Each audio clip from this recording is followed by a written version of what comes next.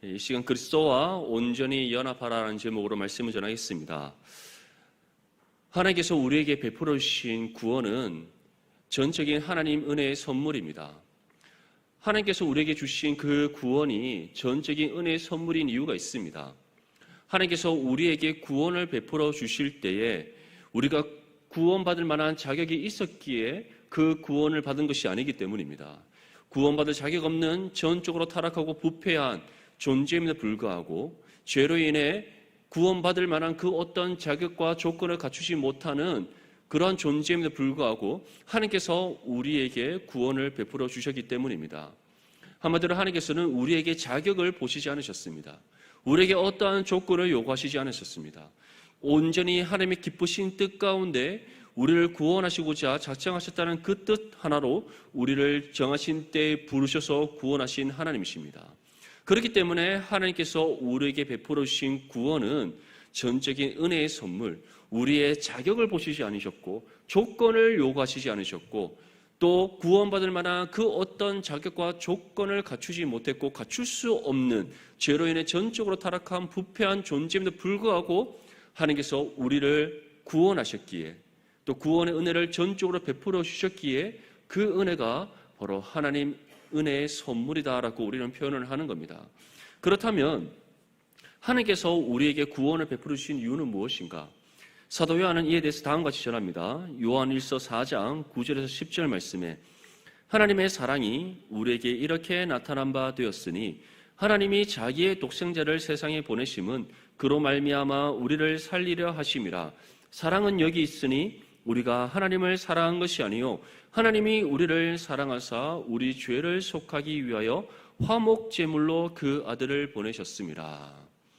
하나님께서 우리를 구원하신 이유, 그것도 구원받을 만한 자격 없는 우리를 전적인 하나님 은혜의 선물로 구원을 주셔서 우리를 하여금 다시 살아난 존재가 되게 하신 이유, 그 이유가 무엇이라고 우리에게 말씀하고 있습니까?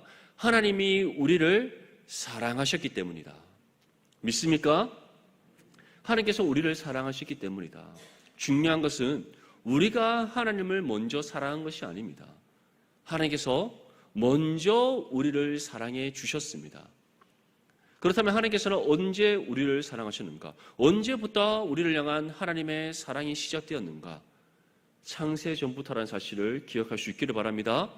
이 모든 세상 만물을 창조하시기 이전부터 우리를 향한 하나님의 사랑이 시작되었다는 사실을 믿을 수 있기를 바랍니다.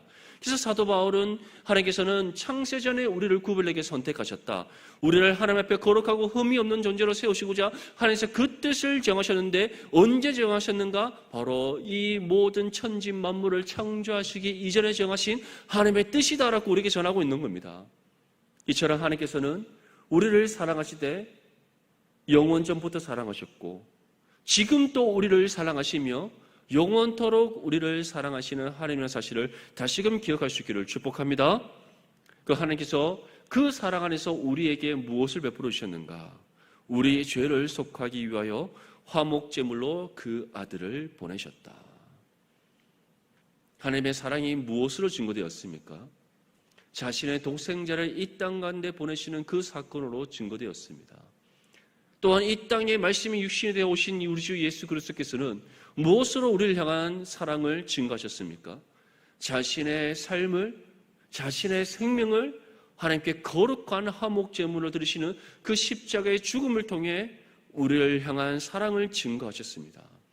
우리는 그 사랑 안에서 구원받은 하나님의 자녀들입니다. 그 사랑 안에서 죄 사함의 은혜를 받아 죄에서 해방된 존재들입니다. 새로운 생명을 받아 다시 새롭게 태어난 존재가 되었습니다. 하나님의 자녀로서의 신분과 권세를 받았습니다. 더 이상 이 땅에 얽매여 살아가는 것이 아니라 영원한 하나님 나라에 속한 존재로서 살아가게 되었습니다. 유한한 이 땅에서 삶으로 끝나는 것이 아니라 하나님 나라에서의 영생이 예비된 존재가 되었습니다. 이 모든 것이 무엇에 대한 증거다라고 우리에게 말씀하고 있습니까? 우리를 향한 하나님 사랑의 증거다. 이 사실을 온전히 믿을 수 있기를 축복합니다. 그렇다면 우리는 하나님께 무엇을 드려야 되겠습니까?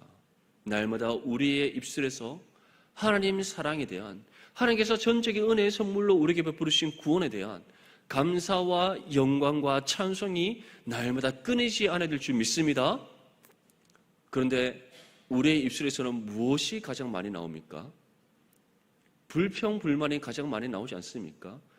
며칠 전까지만 해도 비가 그렇게 내리니 아이고야 왜 이렇게 비가 내리노 하면서 불평, 불만하고, 이제 비가 그치고 날씨가 좋으니까 아이고야 더워 죽겠네 불평, 불만하지 않습니까? 참 신기한 것은 우리나라 사람들은 죽겠다는 말은 그렇게 많이 하는데 정말 오래 사는 것 같습니다. 정말 장수하는 민족 중에 하나지 않습니까? 우리나라 요즘 평균 나이가 평균 80대 중반, 많이 살면 90대는 넘어가니까 그렇게 더워서 죽겠다, 비가 와서 죽겠다, 추워서 죽겠다, 날씨가 이상하고 요상해서 죽겠다라고 하는데 정말 오래 사는 민족입니다. 이처럼 우리는 지극히 작은 것에도 불평, 불만을 많이 토로합니다. 하지만 오늘 이 시간 이후로 우리 모든 성도님들은 주님께서 우리에게 증거하신 그 사랑을 기억하며 날마다 하나님의 영광을 향한 그 감사와 찬송이 끊이지 않을 수 있기를 축복합니다. 이처럼 하나님 독생자인 예수님께서는 이 땅 가운데 우리와 같은 육신의 몸을 입고 오셨습니다. 하나님 아버지 뜻에 순종하셔서 자신의 생명을 아낌없이 하나님께 화목제물로 드리셨습니다. 약속대로 3일 만에 죽음을 이기시고 부활하셔서 구속의 사역을 성취하셨습니다. 이로 인해 이제는 누구든지 예수님을 믿음으로 구원받는 그 은혜의 언약을 하나님께 체결하셨습니다. 우리 또한 마찬가지입니다. 우리 또한 예수님을 믿음으로 구원받은 하나님의 자녀들입니다. 그것은 곧 우리 또한 하나님의 은혜 언약 안에 속한 존재들이라는 사실을 보여주는 겁니다. 그렇다면 그 은혜 언약 속에서 구원의 은혜를 받은 우리에게는 어떠한 은혜의 효력이 작용하고 있는가? 이에 대해 사도 바울은 다음과 같이 전합니다. 골로새서 2장 13절에서 15절 말씀에 또 범죄와 육체의 무할례로 죽었던 너희를 하나님이 그와 함께 살리시고 우리의 모든 죄를 사하시고 우리를 거스르고 불리하게 하는 법조문으로 쓴 증거를 지우시고 제하여 버리사 십자가에 못 박으시고 통치자들과 권세들을 무력화하여 드러내어 구경거리로 삼으시고 십자가로 그들을 이기셨느니라. 우리에게 임한 그 구원이 우리에게 어떤 은혜의 효력을 주고 있는가? 죄사함의 은혜, 예수님과 함께 살아난 존재가 된 것, 모든 죄의 권세와 율법으로부터 해방된 것, 구원받은 우리의 삶을 통해 세상의 통치자들과 권세들을 무력하시는 은혜, 그들이 가진 죄의 수치가 세상에 드러나게 하시는 하나님 승리의 은혜인 줄 믿습니다. 이것이 우리에게 임한 구원의 효력입니다. 하나님께서는 우리가 구원받은 것 동시에 우리의 모든 죄 문제를 해결해 주셨습니다. 왜냐? 예수님께서 이미 십자가 죽음을 통해 우리의 모든 죄값을 갚으셨기 때문입니다. 그렇다면 우리에게 해결되어진 죄 문제는 무엇인가? 구원받기 이전에 우리가 갖고 있던 원죄의 문제, 그리고 육신의 연약함으로 인해서 구원받았음에도 불구하고 우리 스스로 짓게 되는 모든 자범죄의 문제가 해결되어진 겁니다. 다시 말해 우리에게 속한 모든 죄의 문제가 완전히 속량되어진 은혜라는 사실을 기억할 수 있기를 바랍니다. 그 은혜가 우리 가운데 임한 겁니다. 그래서 우리가 하나님 앞에 우리의 죄를 자복하며 회개할 때 하나님께서 그 죄를 묻지 않으십니다. 그 죄의 책임을 우리에게 돌리지 않습니다. 회개하는 모든 성도들에게 죄 용서의 은혜를 베풀어 주시고 그 모든 죄가 없이 하시는 은혜를 베풀어 주시는 것입니다. 그것이 바로 죄 사함의 은혜라는 사실을 기억할 수 있기를 바랍니다. 우리는 죄 사함의 은혜를 받은 것 동시에 새로운 생명이 우리 가운데 임했습니다. 그 증거가 무엇인가? 죄로 인해 죽었던 우리의 영혼이 다시 살아난 겁니다. 그리고 다시 살아난 우리의 영혼이 하나님의 형상을 회복받은 겁니다. 하나님의 형상이 회복되어졌다는 것은 이전에는 죄로 인해 하나님과 우리의 관계가 단절되었기 때문에 우리가 하나님께서 공유해 주시는 그 속성을 우리가 온전히 드러낼 수가 없었습니다. 하지만 이제는 죄의 문제가 해결되어졌고 하나님과 화목을 이룬 관계가 됨으로써 이제 하나님께서 우리에게 공급해 주시는 그 하나님의 속성을 우리가 받고 또 나타낼 수 있는 존재가 되었다는 겁니다. 그때 하나님께서는 우리에게 어떠한 속성을 공유해 주시는가? 하나님의 선하심, 하나님의 의로우심, 하나님의 거룩하심, 또 하나님의 사랑, 이와 같은 속성들을 우리에게 증거해 주시는 겁니다. 그래서 우리가 말씀의 법을 지켜 행하는 믿음의 삶을 살아갈 때 우리의 삶을 통해 하나님의 그 선하심이 드러나게 되는 겁니다.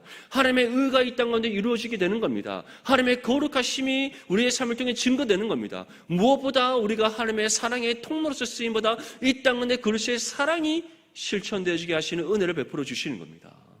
이것이 바로 예수님과 함께 살아난 존재가 되었다는 사실에 대한 증거란 사실을 믿을 수 있기를 바랍니다. 그리고 모든 죄의 권세와 율법부터 해방된 것, 이 또한 우리에게 분명한 증거로 제시되었습니다. 하나님의 자녀로서의 신분과 권세가 우리에게 주어진 겁니다.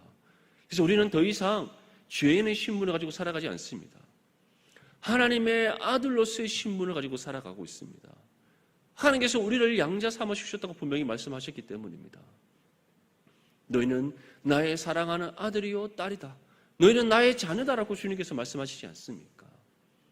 이처럼 우리는 모든 죄의 권세와 율법으로부터 해방되어서 더 이상 세상에 얽매이는 삶을 살아가지 않습니다. 그것이 바로 우리에게 임한 구원의 효력인 겁니다. 또 구원받은 우리 삶을 통해 하나님께서 세상의 공중못에 잡은 자들, 그 세상의 통치자들과 권세들을 무력화하시는 은혜를 베풀어 주십니다. 그들을 무력화한다고 해서 우리가 그들과 맞서 싸워서 그들을 무너뜨린다? 그런 것이 아닙니다. 그들은 자신들의 모든 것을 세상에서 이룰 수 있다고 생각하며 살아가고 있습니다. 자신들이 모든 것을 가졌다고 생각합니다. 어떤 것도 그들은 감당하지 못할 일이 없다고 생각합니다. 왜냐? 그들이 가지고 있는 물질, 그들이 가지고 있는 세상의 권력, 명예, 그 모든 것들이 세상에서 그들이 발휘할 수 있는 힘의 증거다라고 생각하고 있기 때문입니다. 하지만 하나님께서는 하나님의 자녀들이 하나님의 말씀의 법을 지켜 행하는 삶을 통해 하나님만을 의지하고 하나님의 능력 가운데 하나님의 뜻을 따라 살아가는 그 삶을 통해 그들의 가진 모든 것들이 아무런 소용이 없다는 사실을 증거하게 하신다는 사실을 믿을 수 있기를 바랍니다. 역사적인 한 사건이 있습니다. 그 로마가 정말 기독교를 핍박하고 기독교인 그리스도인들을 몰살시키기 위해서 그렇게 고군분투했던 그 로마가 종국에는 어떠한 나라로 바뀌게 되었습니까? 기독교를 국교로 삼은 나라로 바뀌게 되었습니다. 무엇보다 이 세상에 수많은 나라가 서고 넘어짐의 역사가 있습니다. 그런데 성경은 우리에게 분명히 전합니다. 특별히 구약에 그 바벨론의 느부갓네살 왕이 꾸었던 그 꿈을 통해서 하나님께서 분명히 우리에게 제시하고 있습니다. 이 땅에 세워진 모든 나라와 모든 역사와 모든 군왕들이 누구의 손에 달려있다? 하나님의 손에 달려있다라는 것. 느부갓네살 왕이 하루는 한 꿈을 꿉니다. 그가 꾼 꿈은 한 신상이 나타난 것이었는데 머리는 금으로 되어 있고 가슴과 팔은 은으로 되어 있고 배와 넙죽다리는 노쇠로 되어 있고 종아리와 발은 쇠로 되어 있습니다. 그 발의 일부분은 또 진흙으로 되어 있습니다. 그것이 무엇을 의미합니까? 머리로 된 순금으로 된 머리는 바벨론을 뜻하고 은으로 된 가슴과 팔은 그 바벨론 이후에 세워진 메대와 바사를 뜻하고 배와 넙죽다리, 노쇠로 된 배와 넙죽다리는 바로 메대와 바사 이후에 세워진 헬라 제국을 뜻하고 또 종아리와 발, 새로 된 종아리와 발은 바로 천년의 제국을 로마를 뜻합니다. 그리고 발의 일부분이 진흙으로 되어 있다는 것은 로마가 나중에는 종국에 분열되어질 것에 대한 증거를 제시하는 겁니다. 그것이 무엇을 뜻한다고 다니엘이 해석합니까? 이 땅에 세워진 모든 나라와 역사와 군왕에 대한 모든 주권이 하나님께 달려있다. 근데 그 사실을 하나님께서는 이 땅 가운데 살아가는 그리스도인들을 통해 증거하시는 겁니다. 너희가 세상의 공중권세 잡은 자들이 아니라 세상이 너희가 가진 힘과 능력으로 다 좌지우지하는 것이 아니라 그 모든 역사의 주관이 되시는 하나님의 손에 붙들려 있다는 사실을 우리를 통해 이 땅 가운데 증거하시는 겁니다. 그것이 바로 세상의 통치자들과 권세들을 무력화하시는 하나님의 은혜. 그 은혜가 바로 우리에게 임한 구원의 효력이라는 사실을 믿을 수 있기를 바랍니다. 그리고 무엇보다 사도 바울이 전하는 바와 같이 순결한 그리스도인들을 통해 그들의 모든 죄의 수치가 드러나게 하시는 은혜 또한 베풀어 주시는 겁니다. 세상이 왜 우리를 핍박하는지 아십니까? 왜 세상이 우리를 계속해서 공격하는지 아십니까? 할 수만 있다면 왜 우리를 무너뜨리려고 하는지 아십니까? 우리가 세상의 소금과 빛의 역할을 감당하면 할수록 성령과 온전히 하나님의 머리로 교통하는 믿음의 삶을 살아가면 살아갈수록 하나님의 말씀의 법을 온전히 짓게 행하는 믿음의 삶을 살아가면 살아갈수록 우리를 통해 그들의 죄가 드러나기 때문입니다. 우리를 통해 그들이 죄 아래 갇혀 있다는 사실이 증거되기 때문입니다. 우리를 통해 하나님의 영광의 빛이 비춰져서 세상의 어둠의 권세가 물러나고 어둠의 권세가 물러난 그곳에 세상의 죄의 수치가 드러나기 때문입니다. 그들은 그 모든 죄의 수치와 그들이 가진 모든 죄를 감추기 위해 우리를 핍박하는 것입니다. 세상으로부터 예기치 못한 어떠한 때에 믿음의 삶을 살아간다는 그 이유 하나만으로, 그리스도인이라는 그 이유 하나만으로 핍박받는다면 기억하십시오. 내가 하나님의 뜻대로 잘 살아가고 있구나. 하지만 반대로 내가 이 땅 가운데 그리스도인으로 살아감에도 불구하고 아무도 건드리지 않는다면 돌아봐야 됩니다. 내가 주님의 뜻을 따라 살아가고 있는가? 나의 삶이 하나님의 말씀과 일치되는 삶으로 나아가고 있는가? 아니면 그리스도인임에도 불구하고 나의 신앙의 삶의 모습이 세상에 속한 죄인들과 아무런 구별됨을 나타내고 있지는 않는 것은 아닌가 돌아봐야 되는 겁니다. 원하기로는 우리 모든 성도님들은 언제나 하나님의 말씀의 법을 따라 지켜 행함으로써 여러분들의 삶을 통해 하나님의 놀라운 구원의 효력이 일어날 수 있기를 축복합니다. 세상의 모든 어둠이 물러가고 세상의 모든 죄의 수치가 드러나며 하나님의 영광만이 이 땅 가운데 나타나게 하는 거룩한 믿음의 삶이 될 수 있기를 축복합니다. 무엇보다 우리는 이러한 구원의 효력을 발휘하는 삶이 되기 위해 감당해야 될 신앙의 몫이 있습니다. 그것이 무엇인가? 바로 그리스도와 온전히 연합하는 것.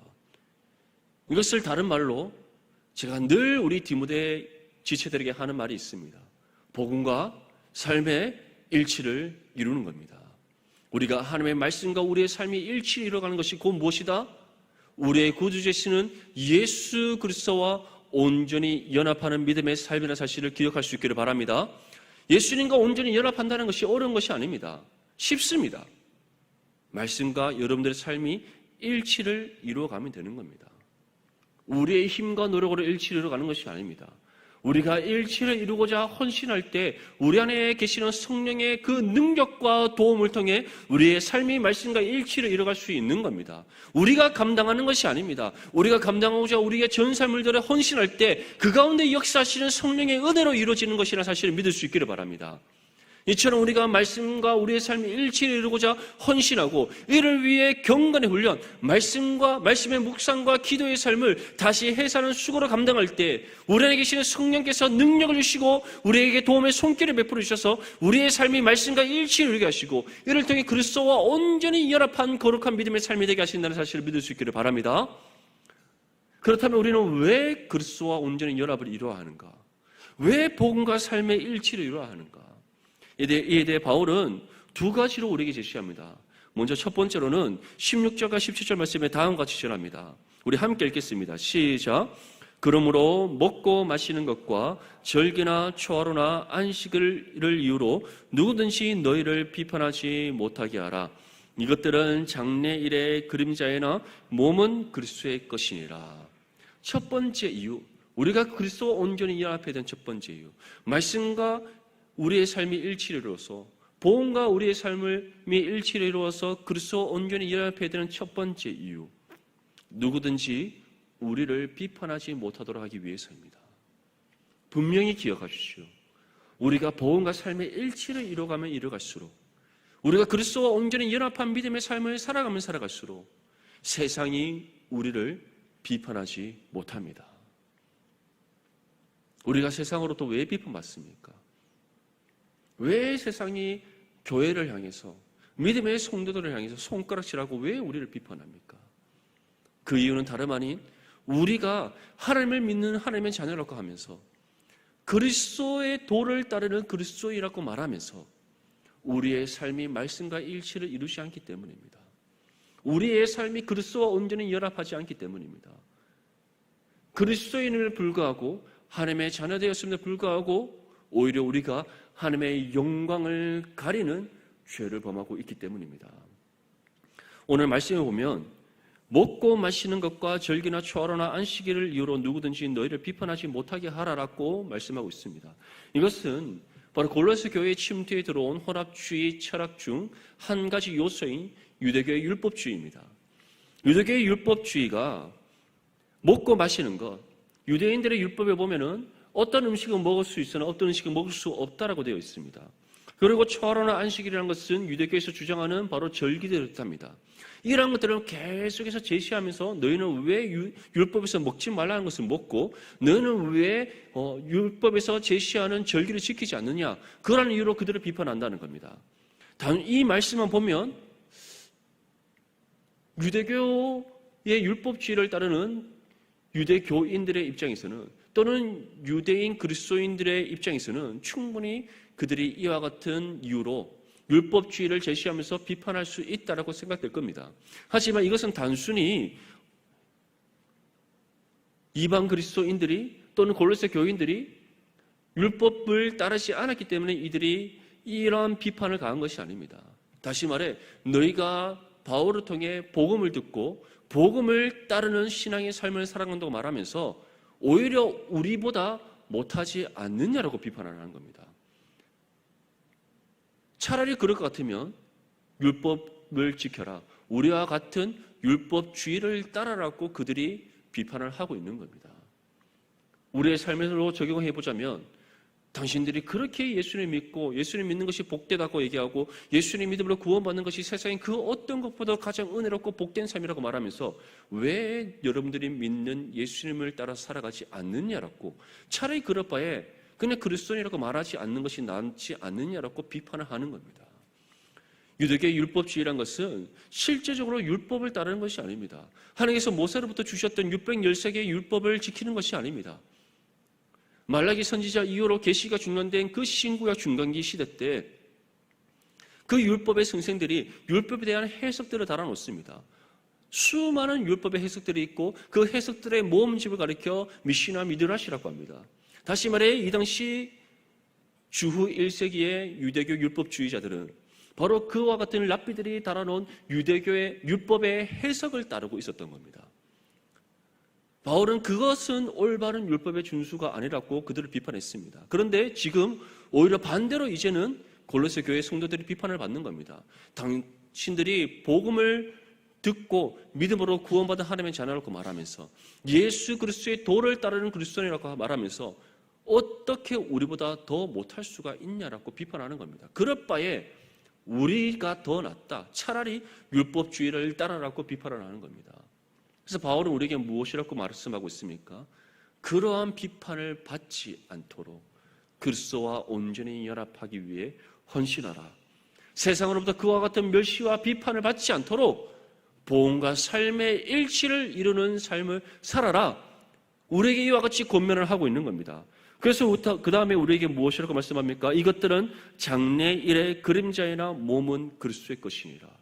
다시 말해 율법의 구약에 제시되어지는 모든 율법은 장래에 이 땅에 말씀이 육신이 되어 오실 하나님의 독생자인 예수 그리스도를 예표하는 것들에 불과하다. 근데 이미 예수님께서는 말씀이 육신이 되어 이 땅에 오셨고 하나님의 그 구속의 사역을 십자가의 죽음과 부활을 통해 이루셨다. 그 은혜로 우리가 구원을 받아 하나님께 속한 하나님의 자녀가 되었다.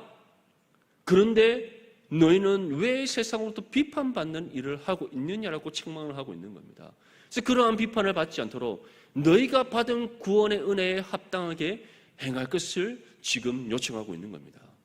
사랑하는 성도 여러분, 언제 어느 때든지 하나님의 말씀의 법을 따라 지켜 행함으로써 그리스도와 온전히 연합한 거룩한 믿음의 삶을 살아갈 수 있기를 바랍니다. 세상과 구별됨을 나타낼 수 있기를 바랍니다. 하나님의 살아계심을 증거하는 믿음의 삶이 될 수 있기를 바랍니다. 이를 통해 세상으로부터 비판받는 삶이 아니라 오히려 세상으로부터 인정받는 삶, 그리고 하나님을 높이고 하나님의 영광을 나타내는 거룩한 믿음의 삶이 될 수 있기를 축복합니다. 두 번째로는 본문 18절에서 19절 말씀에 다음과 같이 우리에게 말씀합니다. 우리 함께 읽겠습니다. 시작. 아무도 꾸며낸 겸손과 천사 숭배를 이유로 너희를 정죄하지 못하게 하라. 그가 그 본 것에 의지하여 그 육신의 생각을 따라 헛되이 과장하고 머리를 붙들지 아니하는지라. 온몸이 머리로 말미암아 마디와 힘줄로 공급함을 받고 연합하여 하나님이 자라게 하심으로 자라느니라. 아멘. 두 번째로 우리가 그리스도와 온전히 연합해야 되는 이유는 우리를 정죄하지 못하도록 하기 위해서다라고 말씀하고 있습니다. 비판하는 것은 우리의 삶의 모습을 가리켜 우리가 그리스도인답지 못한 것에 대한 비판입니다. 그렇다면 정죄는 무엇인가? 우리의 죄를 지적하는 겁니다. 분명히 기억하십시오. 하나님만이 우리의 죄에 대해서 지적하시는 것이 아닙니다.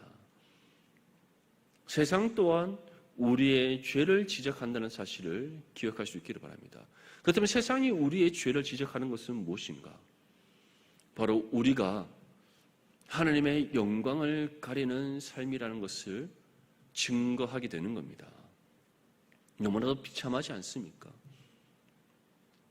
하나님의 자녀된 우리가 하나님의 말씀의 뜻을 따라 살아가는 것이 아니라 우리 스스로가 하나님 앞에 죄를 범하는 인생을 살아가고 있다는 것에 대해서 세상으로부터 증거된다는 겁니다. 세상이 그 사실을 우리에게 알려준다는 겁니다. 너무나도 비참하고 부끄러운 인생이지 않습니까? 특별히 우리에게 무엇이라고 말씀합니까? 꾸며낸 겸손과 천사 숭배를 이유로 너희를 정죄하지 못하게 하라. 여기에서 꾸며낸 겸손과 천사 숭배는 바로 영지주의를 가리킵니다. 영지주의자들의 전형적인 특징이 바로 꾸며낸 겸손과 천사 숭배입니다.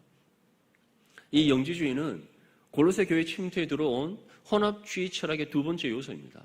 그런데 왜 이들이 꾸며낸 겸손과 천사 숭배를 이유로 너희를 정죄하지 못하게 하라라고 말하고 있는가? 영지주의자들은 육신의 것은 어떻게 생각한다? 더럽고 추악하고 죄악된 것으로 생각한다. 반대로 영적인 것은 어떻게 생각한다? 신령하고 거룩한 것으로 생각한다. 그래서 이들이 꾸며낸 겸손이라는 것은 우리는 신령하고 영적인 감언을 추구하는 거룩한 삶을 살아가는 사람이라는 것을 그들이 겉으로 보여지는 삶의 양식을 통해 막 스스로 뽐내기를 자랑했다는 겁니다. 그리고 천사 숭배는 그들이 이와 같은 신령하고 영적인 것을 계속 추구하다 보니 천사까지도 숭배하는 잘못된 신앙관을 가지고 되었다는 겁니다. 그런데 지금 골로새 교회의 성도들의 삶의 모습이 어떻다는 겁니다. 어떻다는 겁니까? 그러한 영지주의자들, 잘못되고 거짓된 신앙관을 가지고 살아가는 그들로부터 정죄받을 만큼 그리스도와 온전히 연합을 이루지 못하고 있다. 죄를 범하고 있다. 하나님의 말씀의 뜻과 반대되는 삶을 살아가고 있다는 것을 바울이 우리에게 말씀하고 있는 겁니다. 사랑하는 성도 여러분, 세상에 수많은 종교인들이 있습니다. 우리 대한민국에는 불교인들도 있고 그리고 무교도 있고 가톨릭 교인들도 있습니다. 참고로 가톨릭은 우리와 다른 신앙관을 가지고 있습니다. 우리가 같은 하나님을 믿는다고 생각하면 안 됩니다. 그들은 하나님을 가리켜 어떻게 표현합니까? 하느님이라고 표현하죠. 그 이유는 무엇이냐면 로마 가톨릭은 하나님만을 믿는 것이 아니라 하나님과 천사와 그들이 말하는 성인과 마리아까지 다 숭배를 합니다.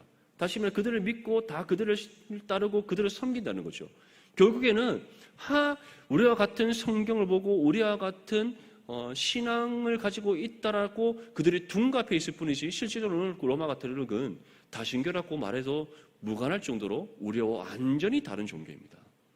그래서 우리는 로마 가톨릭도 하나의 이단 분파로 보는 이유가 여기에 있는 겁니다. 이처럼 우리나라에는 불교도 있죠. 가톨릭도 있죠. 무교도 있죠. 요즘은 또 이슬람까지 들어와 있지 않습니까? 그 외에 또 얼마나 많은 사이비와 이단이 있습니까? 근데 그러한 그들로부터 우리가 정죄받는다며 당신들이 그리스도라고 말하고 하나님 믿는 하나님의 자녀라고 말하면서 어떻게 이와 같이 죄의 무감각하게 살아갈 수 있고 이렇게 범죄한 인생을 살아갈 수 있음이라고 비난받고 정죄받는다면 얼마나 부끄러운 삶이 되겠습니까? 그것은 완전히 하나님의 영광을 가리는 삶일 뿐만 아니라 우리 스스로 우리의 죄의 수치를 드러내는 추악한 삶이라는 사실을 기억할 수 있기를 바랍니다. 정말 원하기로는 우리 모든 넘치는 게 성도님들은 항상 말씀의 법을 온전히 지켜 행함으로써 하나님의 말씀을 지킴에 있어서 내 자신을 죽기까지 주의 말씀의 뜻에 복종하는 거룩한 믿음의 삶을 살아감으로써 그리스도와 온전히 연합하여 하나님의 영광을 세상 가운데 드러내는 거룩한 믿음의 삶이 될 수 있기를 축복합니다. 무엇보다 바울은 다음과 같이 우리에게 전합니다. 온몸이 머리로 말미암아 마디와 힘줄로 공급함을 받고 연합하여 하나님이 자라게 하심으로 자랐느니라. 바울은 개인의 성도의 삶이 말씀과 일치를 이루는 삶을 통하여 그리스도 온전히 연합할 뿐만 아니라 더 나아가서는 어떠한 연합이 이루어져야 된다고 말씀하고 있습니까? 한 몸이는 교회가 예수 그리스도 안에서 한 몸이는 지체로서 성령 안에서 연합하여 한 몸이는 교회가 교회의 머리씨는 예수 그리스도와 온전히 연합을 이루어야 된다. 이것이 바로 우리가 일치를 이루어가야 될 온전한 연합을 이루어가야 될 그리스도와의 온전한 연합이다라는 것을 우리에게 말씀하고 있는 겁니다. 우리가 개인의 성도의 삶이 그리스도와 온전히 연합하는 것, 이것이 먼저는 1차적으로 우리의 삶을 통해 이루어져야 되는 겁니다. 이를 위해 우리는 우리 자신을 죽기까지 주의 말씀의 뜻에 복종하는 복음과 삶의 일치를 이루는 삶을 살아가기 위해 힘써야 되고 또 성령의 능력과 도움의 은혜를 구해야 되며 무엇보다 이를 위해 우리는 말씀과 묵상, 경건의 훈련을 다시 해상 수고로 감당해야 됩니다. 하지만 그뿐 아니라 더 나아가서 우리는 어떻게 된다고 말씀하고 있습니까? 한 몸이라는 지체가 그리스도의 몸된 교회를 온전히 연합하여 이루어서 교회의 머리 되시는 예수 그리스도와 온전한 연합을 이루어야 된다라고 말씀하고 있는 겁니다. 그래서 교회는 먼저는 개인의 성도가 수직적으로 그리스도와 온전히 연합을 이룰 뿐만 아니라 수평적인 관계인 그리스도의 몸된 교회가 또한 머리 되시는 그리스도와 온전히 연합을 이루어야 되는 겁니다. 이것이 바로 그리스도와 온전히 연합을 이루는 믿음의 삶이요 또 그리스도의 몸된 교회라는 사실을 우리에게 전하고 있는 겁니다. 사랑하는 우리 모든 성도님들, 우리 넘치는 교회는 어떻습니까? 각각의 성도님들이 그리스도와 온전한 연합을 이루기 위하여서 경건의 훈련에 힘쓰고 있습니까? 복음과 삶의 일치를 이루는 삶을 살아가기 위해 내 자신을 죽기까지 주의 말씀의 뜻에 순종하고자 헌신하고 있습니까? 이를 위해 성령의 능력과 도움의 은혜를 간절히 구하고 있습니까? 또한 우리 넘치는 교회가 그리스도의 몸을 이루는 교회로서 우리의 머리 되시는 예수 그리스도와 온전히 연합하기 위해 바울이 우리에게 전하는 바와 같이 예수 그리스도만을 온전히 붙잡고 있습니까? 평안의 매는지로 성령이 하나 되게 하신 것을 힘써 지키고자 수고하고 노력하고 있습니까? 한 몸 이룬 지체를 내 몸같이 사랑하고자 수고하고 노력하고 있습니까? 아니면 이러한 의식이 없이 내게 주어진 일상의 삶을 살아가기에 급급하고 있지는 않습니까?